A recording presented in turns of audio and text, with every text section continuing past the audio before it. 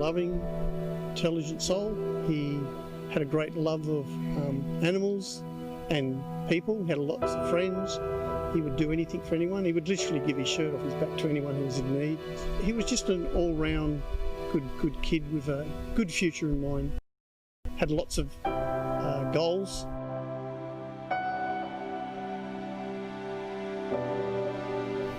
Once he got his first apprenticeship under his belt, he then took on a second apprenticeship with another business in Newcastle, and within a very short time he had his second trade under his belt. Then he looked around for starting his own business, and so Cameron ended up buying a mechanical business in Newcastle. He then turned that into a high-performance car shop. Had his own dyno tuner and employed his own mechanics, apprentices, and had quite a large workshop in Newcastle. Then he started a second, but that's when the trouble started to come into his life.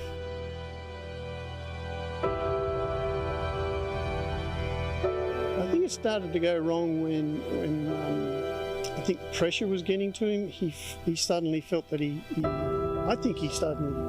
felt that he had to achieve more rather than just stop, consolidate, and just move forward with where he was at and consolidate what he had. I think too that he got under the influence of the atmosphere in Newcastle, the young ones, what they got into. That atmosphere over there where it was drugs and smoking, marijuana was acceptable and all that. I think where it went wrong was he started to self-medicate, just to calm himself, to keep himself calm and relaxed.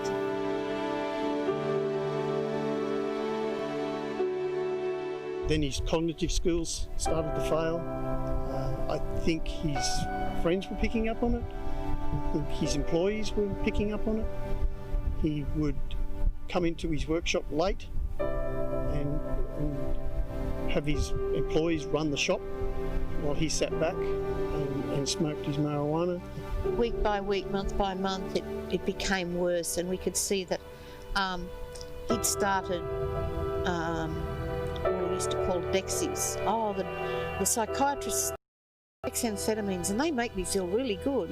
And I mean, his girlfriend rang one night and said he's out the front, on the front lawn with scissors, cutting the lawn at 3 a.m. with the headlights of the car.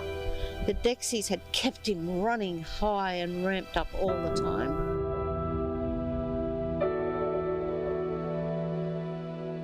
It was brought to our attention that some of his ex-friends had contacted us and said, oh, the ambulance just found Cameron laying on the railway line trying to kill himself. And so then, obviously, the ambulance took him to the mental health unit in Newcastle.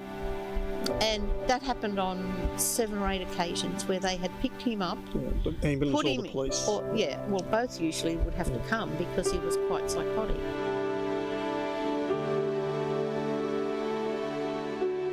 He fell through every crack. Yeah. There was no flagging going on anywhere in the system between the police, the medical system, the court system. There was nothing going on there that would flag this young boy as he had lots of issues. Where can we stop it? There was nothing from the side of the law saying this young man he's obviously full of drugs of some description. Let's detox him. Let's put him into a rehab.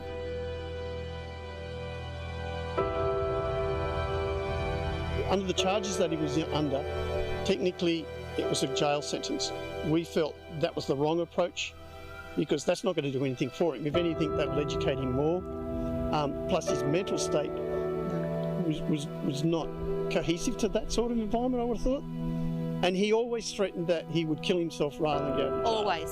So always. You will never get me in jail. If the court system had compelled him to get better, this boy was ill. He was sick. He needed to be mandated. You will go and be detoxed. You will go and have some rehabilitation so you can get your life back. And what did he have? incarcerated. That was the result of not having those things in his life. So the magistrate could see something had to be done, Yeah. but the magistrate even said in the court that he was constrained in what he could do and what he could provide. Having listened to the discussions on the drug court and the drug rehabilitation centre, if that option had been available to the magistrate here in Dubbo, our son may well still be here. He may well be back in the community. So the magistrate was constrained, and I feel that on the day that he finalised his court and the magistrate brought down what was to happen, that's the day we lost him. Yeah. Because there was nothing that could be done for him. Nothing here. He went about his business as usual. He got on the train, went back to where the drugs were at Newcastle, fell back into that environment where it was toxic, totally toxic. His mental state deteriorated even further, so that when he came back to Dubbo, he just saw no future. He had another interaction with the police, which just drove him to the suicide. So if there was that facility of a drug court and a drug rehabilitation in Dubbo, that would have been an option for the magistrate. Yeah. He would not have been so constrained in his ability to help this young man who had obvious addiction and mental health issues. Please answer my question. Why don't we have a drug rehab centre in Dubbo? Why don't we have a drug court? Have a detox unit for all of these unwell people. 99% are not criminal. They're sick. Don't we always help sick people? Isn't it a duty of care to help sick people? That's what I say.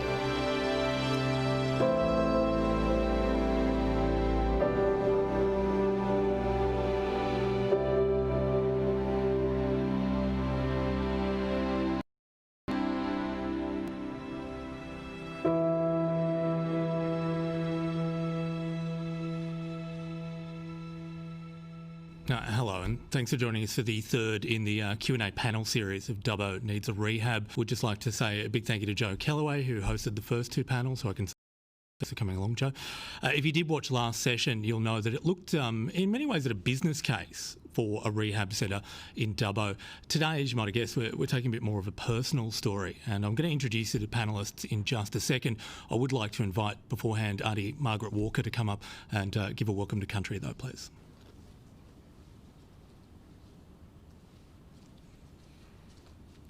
Can everyone hear me? I hope. Yeah.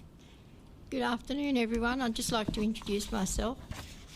My name's Auntie Margaret. I'm a Wiradjuri woman from Dubbo, and it's a pleasure to be here to offer you welcome to country tonight.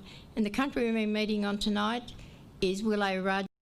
Is the possum, that's our totem for this area, and we're part of the Wiradjuri Nation. And I'd like to start by acknowledging and paying my respects to the descendants, our elders, and past, present and future, for they hold our culture, our history and our memories, and also acknowledge the descendants of the 8 clan groups within Dubbo and their descendants as well. I'll give you our traditional welcome in language and then in English. Yinagalangwo, Gibrabangwo, Guwayambanadu Nindugi, Wiradjuri Gu, Nurumbangu, Wiradjuri Maini Gadang, Nindugi Nini Yahahi. Welcome, ladies and gentlemen, to Wiradjuri country, and Wiradjuri people are glad that you're here. So on behalf of all Aboriginal people, our culture, our history and our memories, and our land, welcome to Willow Wiradjuri country. And enjoy tonight. And it's pretty hard to come after that the video on TV to say it, yeah, but yeah, welcome to Willow. Thank you. Thank you very much, Auntie Margaret. Let's meet the panellists for tonight. And starting on my far left is Anne Winterton. Over 2 decades, leading a number of innovative mental health, residential and community-based drug and alcohol services, including family support and social justice services. She's currently Operations Manager for Central and Far West New South Wales at Mission Australia. Onto my far right, Chris Fallon is a Dubbo resident. He has lived with addiction. We're going to be hearing some of his personal experiences in just a moment or two. To my left, Megan Boshell. She is with Mission Australia. She's an area manager there, overseeing a range of youth and family programs. She has previously worked as the manager of the Mac River Rehabilitation Centre. And of course, Carolyn and Rick Lean, who you met a little bit earlier. You did see some of their story. They are the parents of Cameron, who, as you saw in the video, struggled with his own addiction and mental health challenges. Now, if you are watching this on social media, you can have any questions you've got into the comments field, and we'll get to them later on. But Chris, I thought we might start with you and get a sense of your story. You've mentioned that you are or have recently struggled with addiction. Could we just talk a bit about that, please? Certainly, Nick. My name is Chris Fallon. I'm a community member in Dubbo, have been for 31 years. I have lived experience with addiction. I'm over retirement age, was still employed until recently and have no involvement with the justice system. I recently decided to seek help with some issues in my life with which I'd had problems. I've lived a lifetime with mental health issues, PTSD, depression, anxiety, child abandonment and other concerns such as chronic pain. I was drinking way too much, and just way too much, up to $450 a week on spirits. And for a man who's not working at the time, that's not good, not a good place to be. And yes, I was still a well-functioning family member and community member. The final straw was when I lost my job last Christmas due to nepotism within the workplace, and my mental health rapidly declined. I decided, with a lot of support, I needed help. I had nowhere to go locally for rehab or detox. I was stunned by that. I was lucky. Nevertheless, we have private health insurance, which we struggled over the years to maintain. Well, this was no help with the lack of a local. It did facilities in Sydney without any 4 to 6 months waiting list, which a lot of people face. 6 month waiting period is just ludicrous. We need to lift this desperately needed conversation on the requirement of a rehab facility within our community. I recently heard of an interview on the air regarding Dubbo Needs a rehab, and was disgusted to hear the terms drug addicts and lowlifes used. These terms are offensive and have no place in this conversation. Any member of our community can and may be living with addiction. Many successful and well-functioning members of any community have addiction. Just some relate to drugs, alcohol, tobacco, gambling, shopping, and yet there are many other forms of addiction which most of us never think about it. We're talking about people, members of our community, who live with addiction. My points are these. Yes, Dubbo needs a detox and rehab facility on our country. We need to talk about all members of our community and any member who lives with addiction, whatever that addiction may be. We need to also talk about access for community members who may have private health or be self-funded, as this may well help with the ongoing costs associated with recovery. This facility cannot just be for people dealing with the justice system. 15 rehabilitation beds will never cater for our needs, nor will 8 detox places. We serve over 150,000 people, I believe, in our greater community. As I said earlier, we need to lift this conversation and make sure this is built to suit our needs, not just now but into the future. Chris, we really appreciate you sharing your story. Thank you very much. And Megan, I wanted to talk about Mac River Rehabilitation Centre and get a sense of what actually it does. So Mac River is a residential drug and alcohol rehab facility for young people, so from 12 up until the ages of 18. Predominantly young people who are in contact with the criminal justice system, so they might have some involvement with youth justice, but not always. We have a lot of young people who self-refer or referred through other agencies. And the program provides 12 weeks of residential-based support, so lots of therapeutic activities, clinical intervention, access to counsellors and case management, and then 12 weeks of aftercare as well. So wherever those young people have come to us from across the state, Mission will facilitate 12 weeks of ongoing case management for them once they return to the community. We spend a lot of those 12 weeks looking at essentially what does discharge look like for a young person and how do we work that. that, because we know that in a residential facility we can provide lots of support to the young people that we work with, and we do, and they thrive. But for a lot of the young people that we work with, it's about also looking at where they're going back to and where they've come from, and how do we provide some wraparound support in that space. And in terms of models, is it very similar to many residential rehabs, or is it a bit different? The model follows a harm minimisation framework, and I think it's similar in some ways to other residential facilities, but it is also catering to young people. So there would be different elements in an adult rehab that would need to be taken into account. And some of the stories we've already heard, not only Cameron's story but Chris's story, in your experience, are these outlier stories, or are these common? No, they're common stories.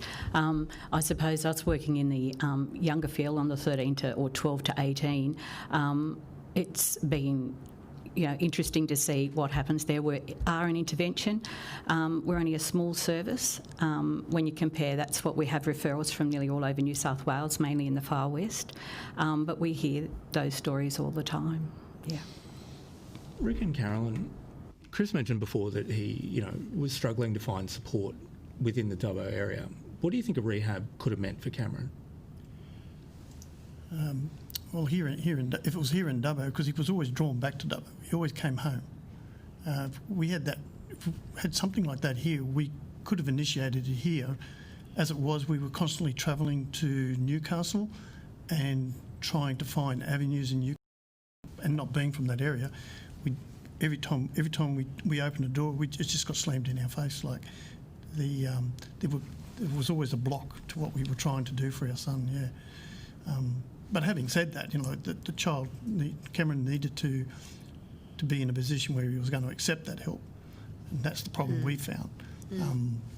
If he wasn't prepared to be part of that solution, it was very difficult to get him in anywhere to get anything done. When we did get him in there, quite often they quickly released him for various reasons. On one occasion we got told he was nothing more than just a spoilt, naughty little boy, and we found shocking to us. That really shocked us. That would have been incredibly upsetting to hear that. Well, it was when it came from a professor of mental health. Professor of psychiatry in Newcastle. Yeah.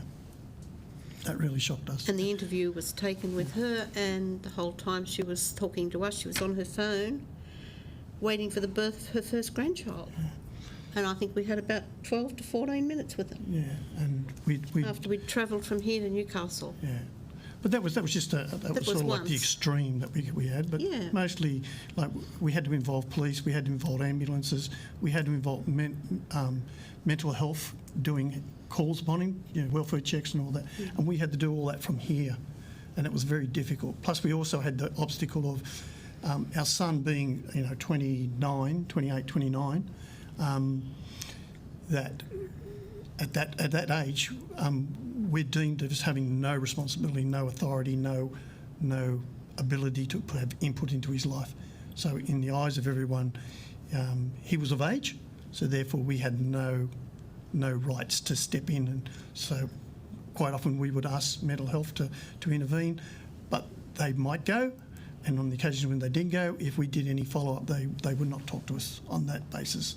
So we constantly had struggles. But if it was here in Dubbo, we would have had more time to get more involved. We would have kicked more doors down to do it. But the reason we couldn't get him into a detox unit here, we couldn't get him into a rehab here. And if that had been available at the time, the times he came before the court, it could have been a better outcome, at least a place for him to go to, rather than him hop on a train and go back to Newcastle. So I think the point was made in one of the other sessions was if we had the drug rehab here in the drug court, the court actually mandates what's going to happen, and there's follow-up and there's processes, and they step out of line, they go back in, and you know what I'm saying? So there's more control, there's more emphasis on getting them right. There's no out for them, really. I think the magistrate in the last instance was he'd actually been arrested under Sky's law because he was very psychotic, and he jumped in the car and he took off. He was going to go and put a pipe on the back of his car and kill himself. And so he just took off, and so the police chased him. And he wasn't going to stop. He wanted them to shoot him. That was his intention. I want to die, so please shoot me. So as a result of that, the court case then evolved to the point where I think the magistrate witnessed that Rick and I were constantly there. So he gave him a community corrections order, which he might as well have said, you just go do what you want to do, Cameron, because that had no validation in his behaviour whatsoever. Nothing changed. I used to sit in on those things at the community correction for 20 minutes. I'm fine, I'm going well, I'm fine. So the mental health issue hadn't been dealt with. The detox issue, I mean, he was still full of drugs. So it basically left it to Carolyn and I to do his rehab, in a sense. So the magistrate did the best he can to keep him out of jail, and he was released to our care, and then it fell to us to make sure he was having medications, going to a psychiatrist, going to these correctional order appointments where, as Carolyn said, all they did was say, how you going? He'd say, I'm fine, okay, see you next week, and then he was out. But in the meantime, we were struggling with... And to be fair, at this point, he wasn't on drugs. He was on medication. He was on medication, and at this point, it would be fair to say that the drugs had got him to... The drugs had basically stopped at that point, but the mental health effect of the drugs was now evident. It's extremely evident, yeah. So. Chris, I'll come to you in just a second, but from either of your perspectives, Anne or Megan, the story of those roadblocks, those difficulties in being able to get help, are they surprising? No. I think that one of the biggest challenges that we face with the young people that we work with, and also even outside of Mac River, I think about the adults that we work with across our other services, detox is a really significant issue. We're very fortunate in that we are a relatively small service at Mac River, and Anne and other people across the region, we've worked really hard to be able to access some detox options through hospitals, but we've had young people previously who have been at such serious risk of breaching bail, finding themselves back in custody, harming themselves, things like that, because they've been at a point where they're ready to go to rehab. We can assess them, we can accept them, but the detox process for someone in the community is really difficult. Detox also, I think it's important to recognise that not every person who's living with addiction needs to go to residential rehab. For a lot of people, access to a detox facility where they can then get some community-based support after that would have a huge benefit on their addiction and their substance use. But that option is not currently available. But we've actually used some hospitals for Warren, would you believe, and Broken Hill have been extremely supportive with Mac River, and we have to go into Sydney to Penrith to be able to get detox, or they can do home detox, but you can imagine that is quite difficult in some of the homes that people live in, and the support you would need to give. And there is no, for young people in particular, there is no detox facilities in New South Wales for someone under the age of 16. There's not? No. So there is no hospital-based, there is no detox facility, designated proper detox facility for somebody under the age of 16. So when you consider the number of young people who are engaged in our justice services or in different community-based services who identify as having substance misuse issues of lots of different levels and different types, the fact that they cannot access a detox until they are 16. I suppose we're lucky that when they come out of detention centres, because then that detox can have happened already. Yeah. And it came up a lot in the first two, or more specifically the first panel discussion, but we should just make very clear that rehab is part of an ongoing cycle of support. That's right. Yep. Yeah. Absolutely. Rehab is only one part of the process for any individual. There's at least the three, the detox, the rehab, and then the aftercare. The aftercare is extremely important. Chris, you talked about having to go to Sydney for your support.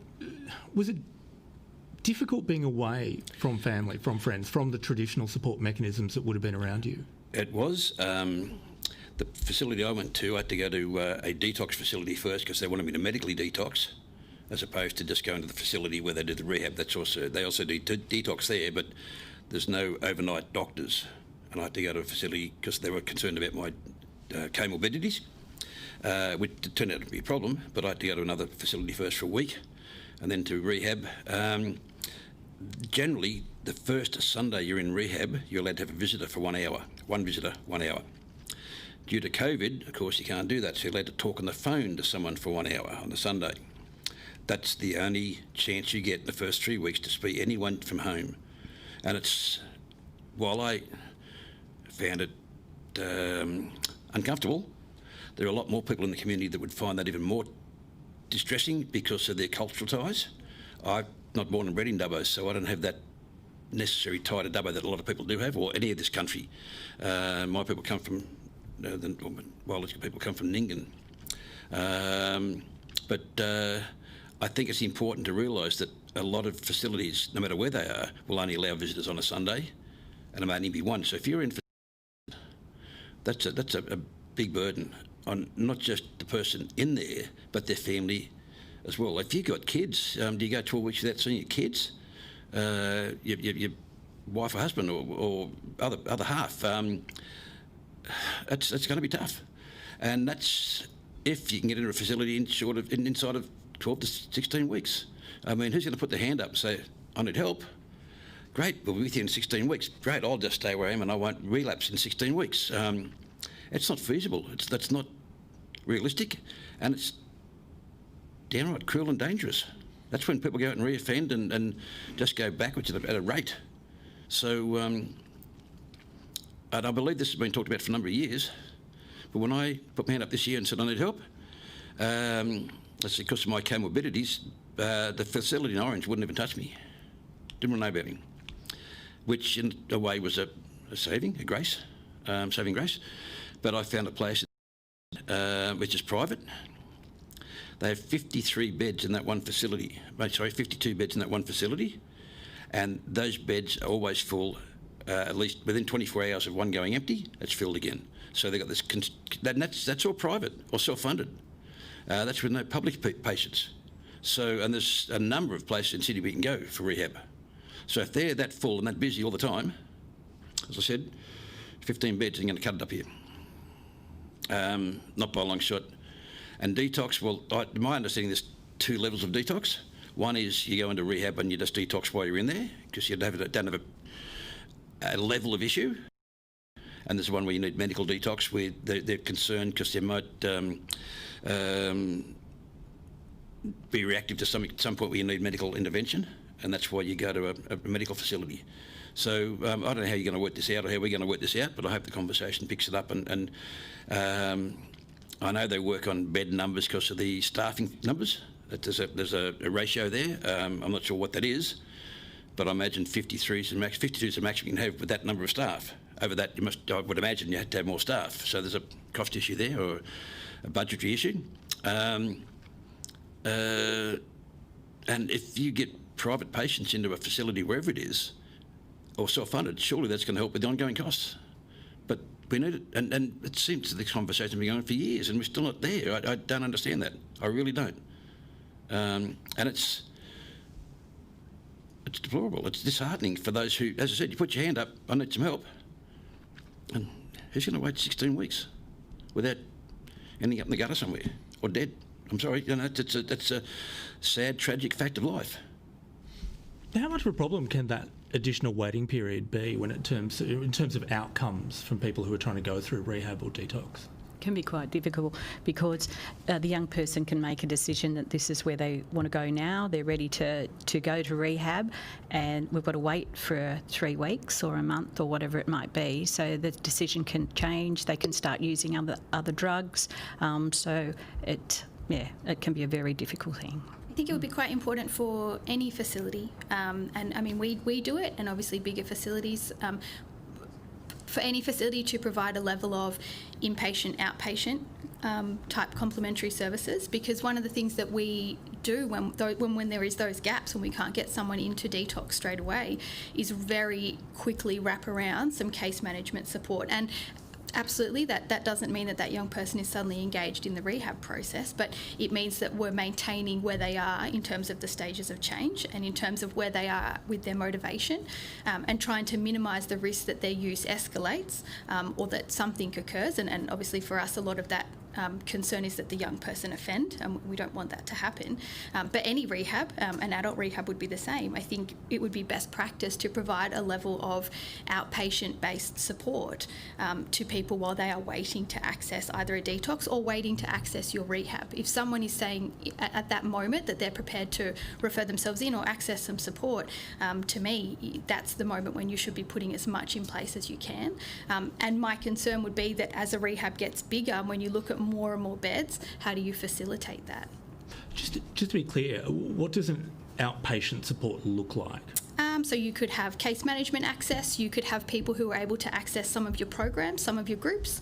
So any rehab would offer some drug and alcohol based programs. So it might be smart recovery, you might be looking at an AA, NA type model, dependent on the particular rehab. So having some of those groups running alongside that people can access while they're waiting, accessing some just initial, behaviour based intervention programs so that motivation continues to roll, is what I would be looking for. And we have some young people that don't like residential or they need to go home. As you said, 12 weeks is a long time, and for young people that can be quite difficult.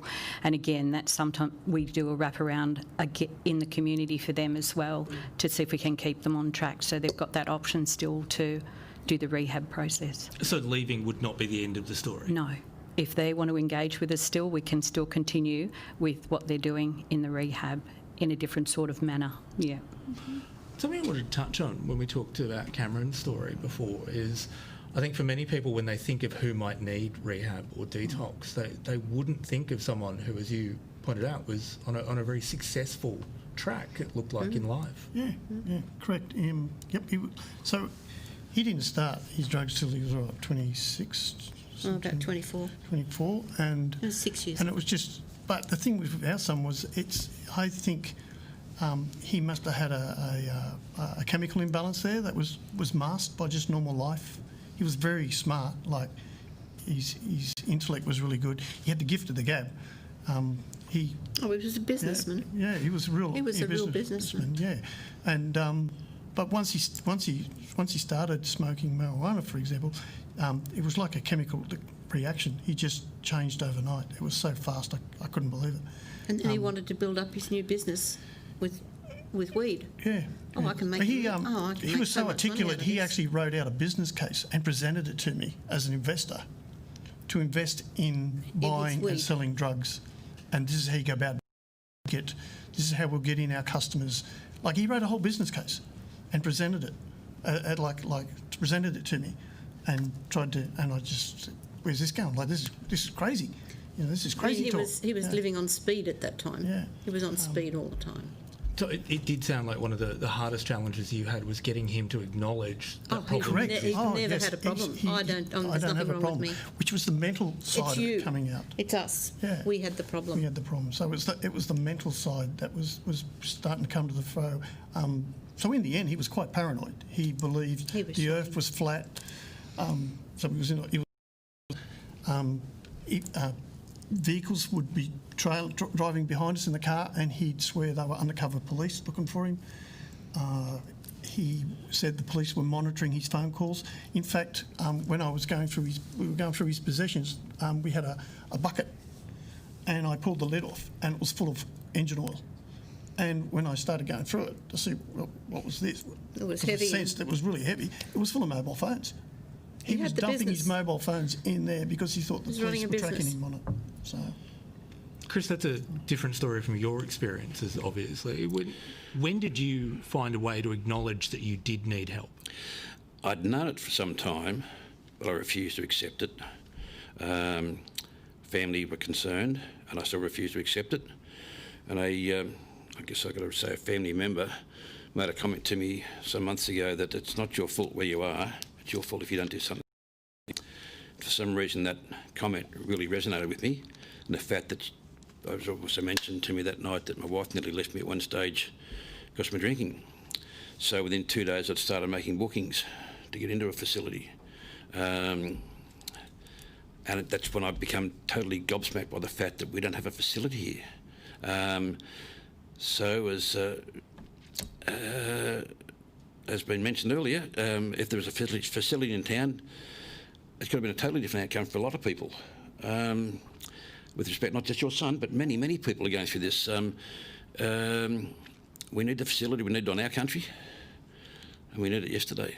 The trouble with addiction is, and from my point of view, and this is purely personal, anyone with an addiction, whatever that addiction is, cannot be helped until they want the help. They talk about the 12 steps. Well, the first step, really, in any process, is acknowledgement. You've got to acknowledge you need help, whatever that takes. And the justice system putting you in a place, or the courts putting you in a place, will not fix the problem unless you're ready to be fixed. So once you put your hand up, it should be really almost instantaneous, because not many people have, I would believe, would have the ability to put their hand up again in a couple of weeks, several months, and so I'm still ready to go. That's the problem with addiction, and as I mentioned, any walk of life can have people with addiction. It's not just working people or just any social and economic group. I've known high-functioning professionals in both the legal profession and the medical profession who do an enormous amount of coke. That's their chosen outlet. I've known a lot that smoke weed for the same reason. It's their chosen outlet. Others have a beer, others go shopping and spend their weekly wages or income on shopping for no reason other than addiction. So we need to look at all these issues and all these problems, and when you take all those into account, we're going to have a pretty sizable facility up here. One of the big eye-openers for me was when I was in Sydney for rehab, was the variety of addictions. People have addictions to things I didn't know were addictions. I'd never heard of them before. And most of us go through life not knowing that, not knowing what they are. And to be honest, not really caring until you're faced with it. And that's why I'd like to see this whole conversation get raised. We shouldn't be termed or labelled by any specific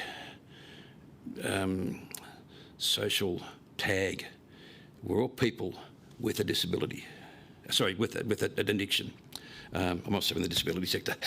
We're people with addiction, first and foremost. We're family members, community members, quite often working people. Your son was an enthusiastic worker. I mean, it has nothing to do with our social status, where we live, how we live.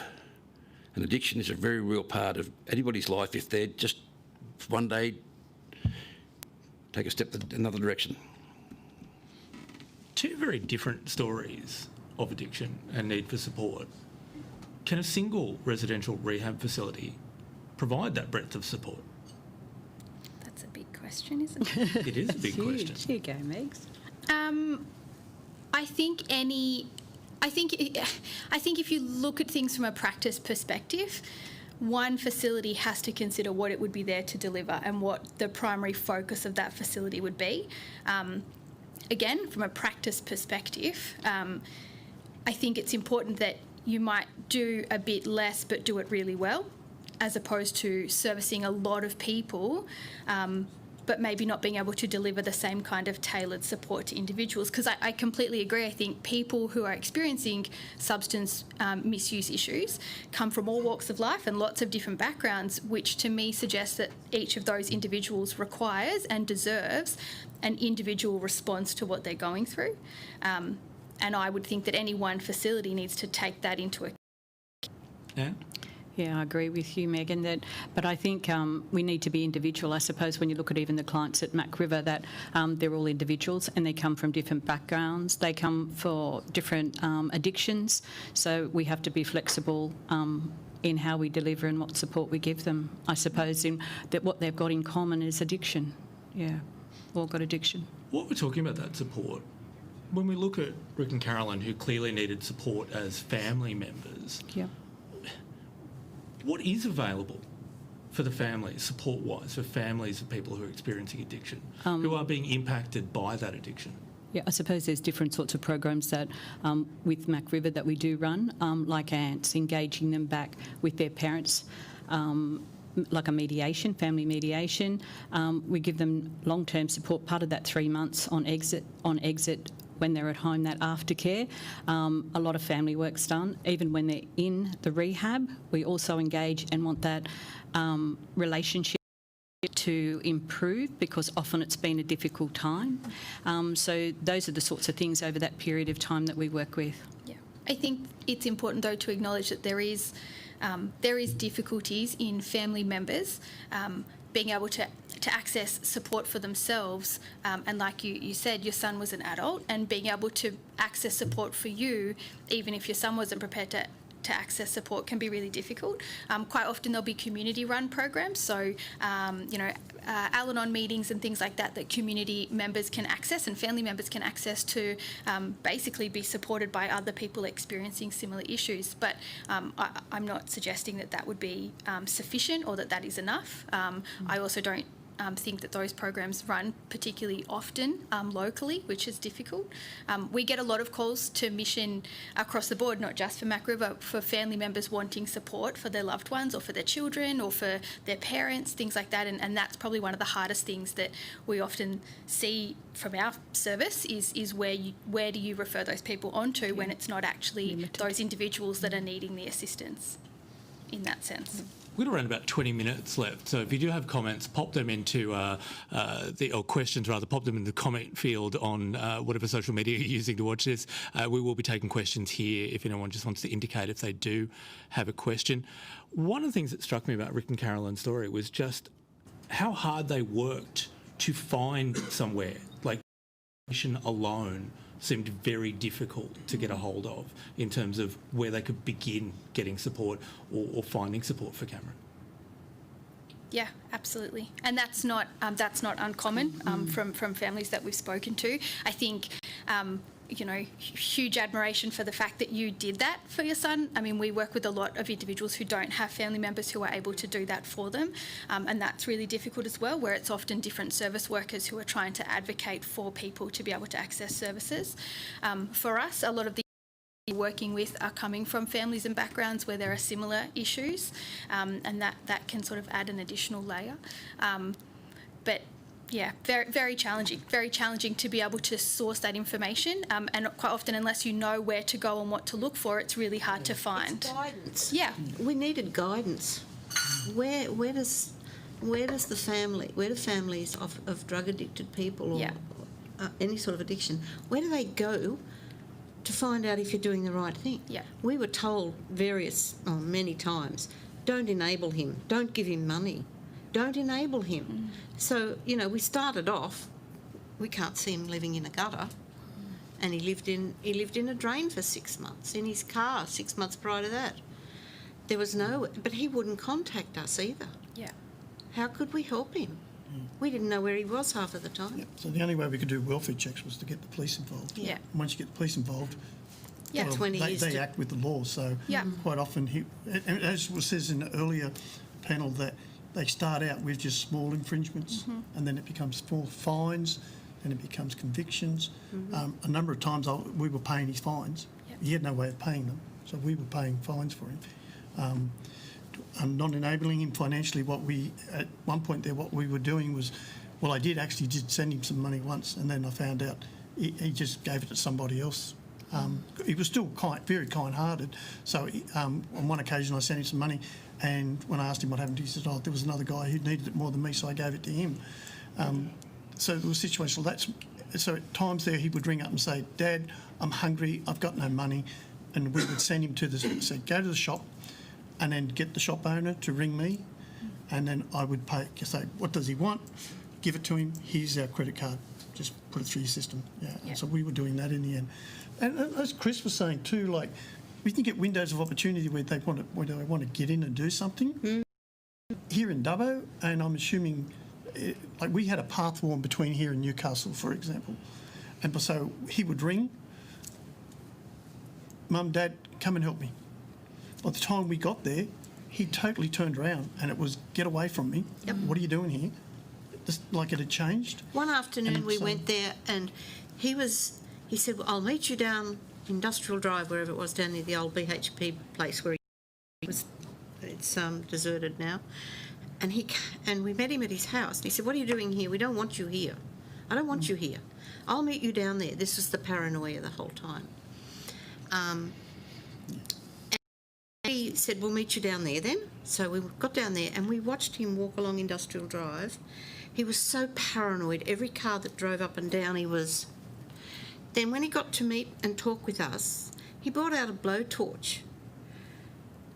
And he had one of these Rexona antiperspirants, and he was spraying himself all over with the... and then hitting the blowtorch on it. And these flames were flying off him. It was just... He was psychotic. And couldn't do anything for him. So I think if we had some sort of rehab facility, if we had the rehab facility in Dubbo, and I'm sure families in here have the same situation, their children would say, "Need help, come and help me." Yeah. Change. Being local, it'd be quick to react because you're local, but where can you go? Yeah. Whereas in Newcastle, there were facilities, more than what there are here, but by the time we got there, he was no longer interested. He'd moved on. He became very aggressive and abusive. You need to act. And the opportunity's there. When the window's there, you need to get in. We were six hours away from him, so, yeah. And we pick him up in the car after a court case, and we said, "Where do you want us to drop you?"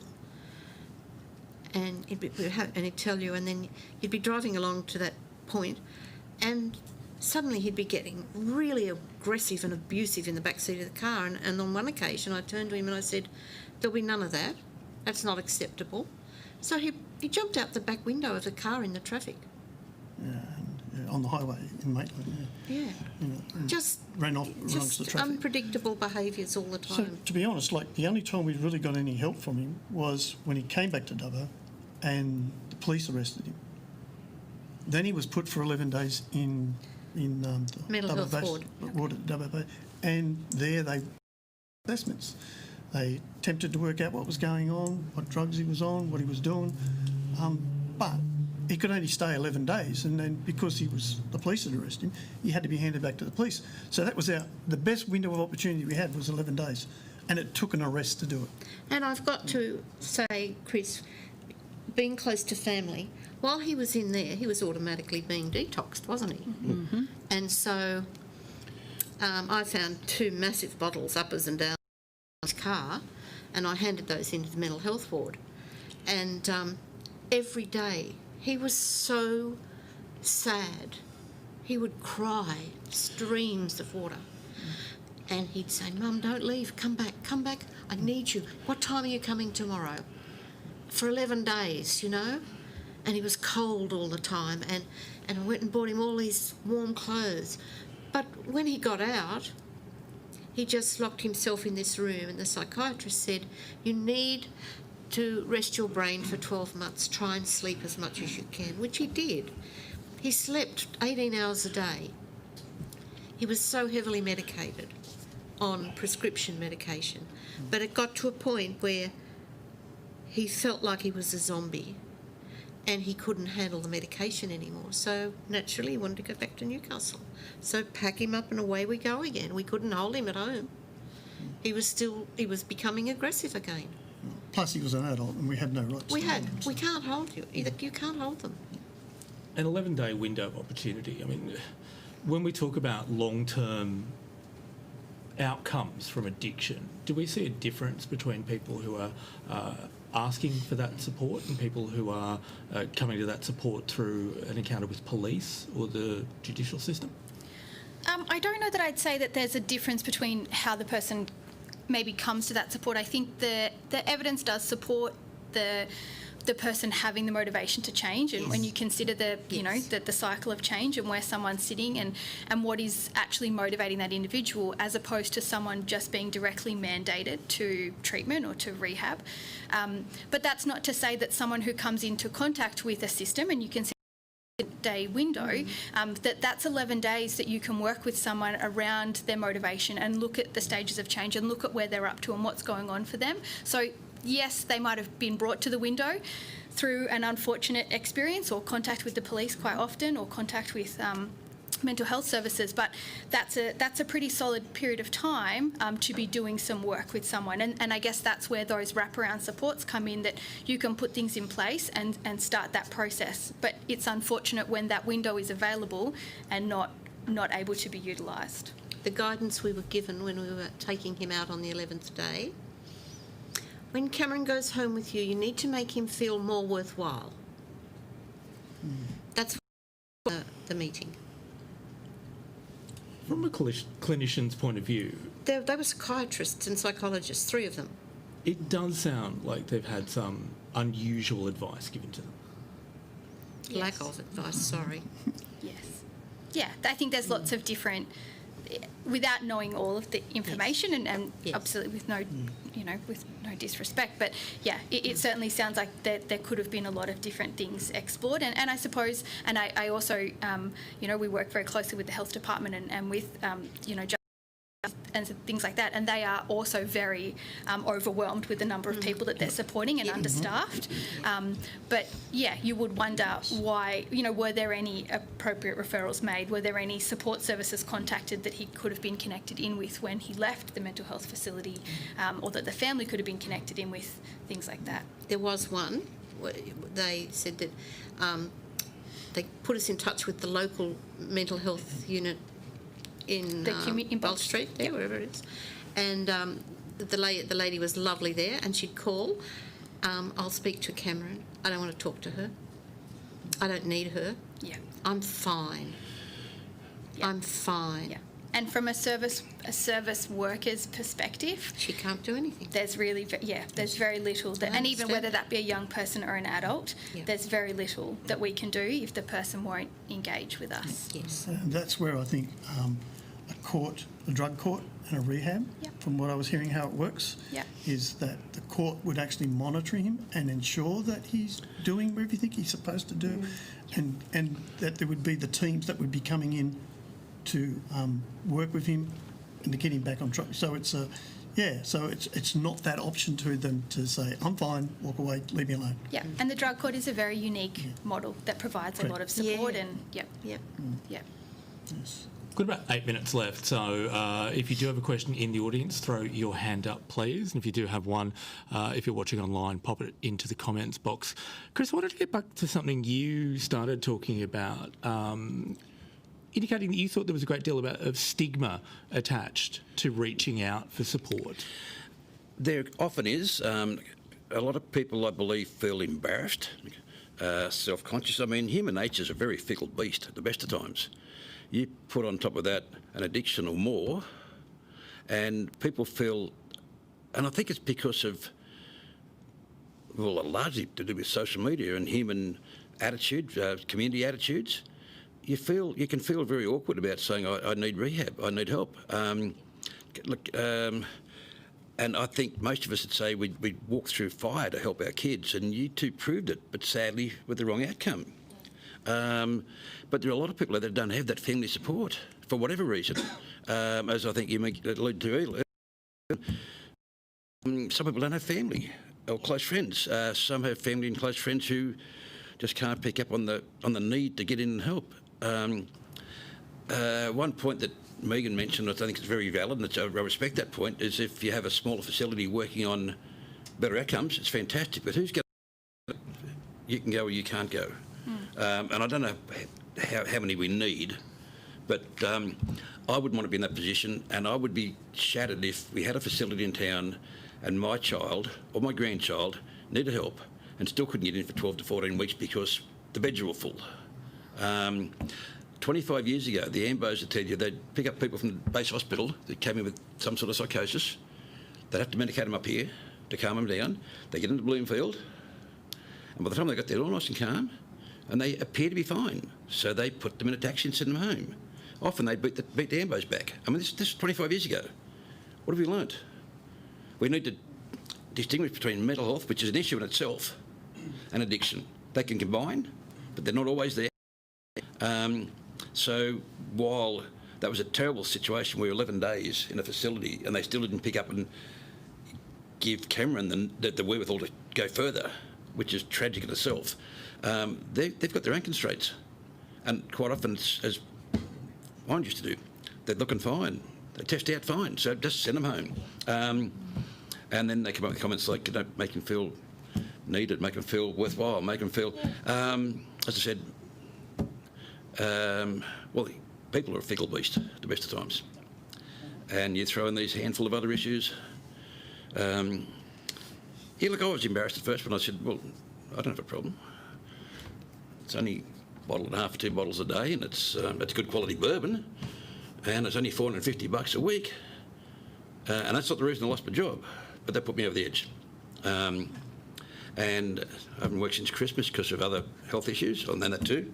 But I've got the point now where my life can be an open book. I don't care who knows or who hears about it. If it helps one single person, I can live with that. And if people, this friend of mine who said it's not your fault where you are, but it is if you don't do something about it, also said for your friends around you, if they say drinking's not a problem, then surely when I'm there, not drinking's not a problem. Simple. I basically run a dry house now. And I'm a family, as I call them, actual family or close friends, know that, respect that.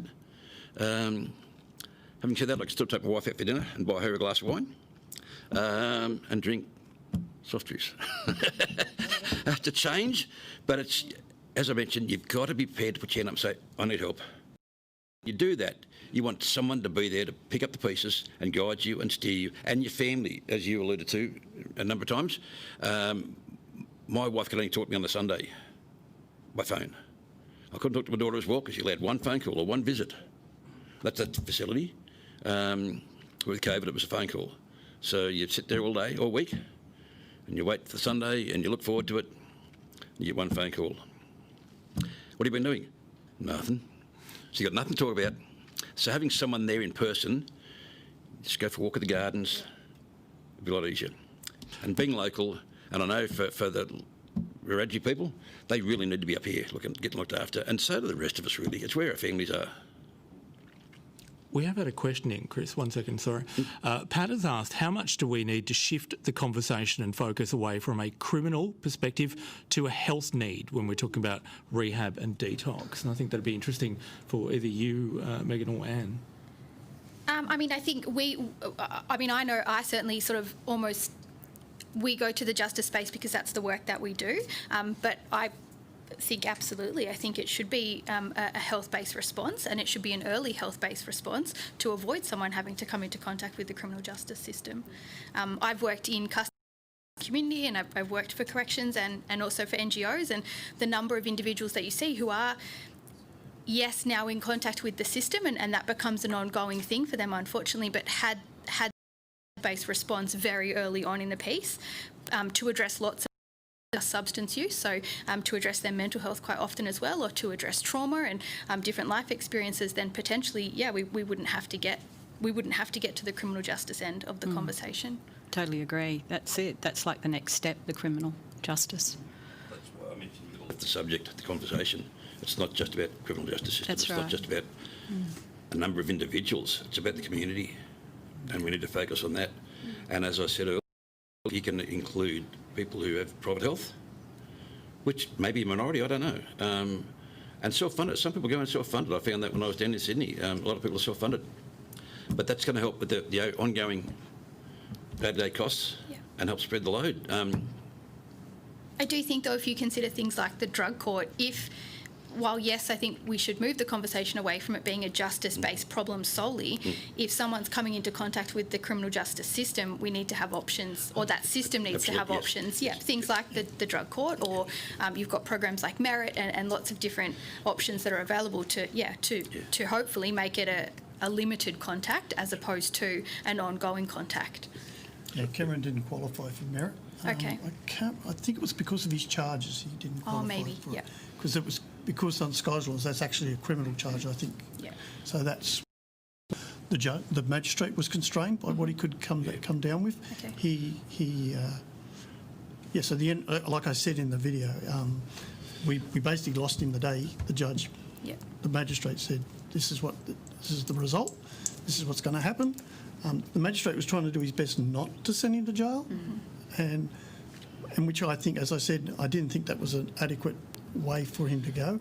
But it would have been better if we did have the drug court here and the drug rehab, because then the magistrate could have said, I'm not going to send you to jail, but you're going to go and do this. Right? And then we'll go from there as to what happens, because they still got to come back, I think, don't they, before But at the end of that, Yeah. And throughout, I think. Yeah. So if you're participating in the drug court, you might come before a magistrate relatively. But to update them on your progress. And I think too, that also starts to change the rhetoric of the individual's experience system, you know, going before a magistrate that you're now familiar with, that you can, and things that you've been doing. And I used to do some work attached to the drug court in Sydney, and having these men be able to present themselves and say, I got a job, or I've got a house now, or I have, you know, and to have some really good experiences with the magistrate, as opposed to it being this really horrific, very traumatising experience. yes. Yeah. And I can, and I'd like to say that the real support that we got and was from the coroner's court. Believe it or not, Forensics. the forensic court in Newcastle, where Cameron's, after the suicide, that's where he went. And the best support we got for our whole experience with this whole journey They were was from the delightful. coroner's court. But it was too late. A little too late. A lot too late. We are at 7:30. I think we will wrap it up there. I would very much like to thank Anne and Megan, and of course Carolyn, Rick and Chris, and a very big thank you especially for sharing those stories. We greatly appreciate you doing that, very much so. If you'd like some more information, if you would like to commit to Dubbo Needs Rehab, the pledge is at dubbo.newsouthwales.gov.au/Dubbo Needs Rehab. Thank you so much for being here. Obviously, if this has been a very heavy discussion, if it has raised anything for you, Lifeline is available on 13 14. Thank you.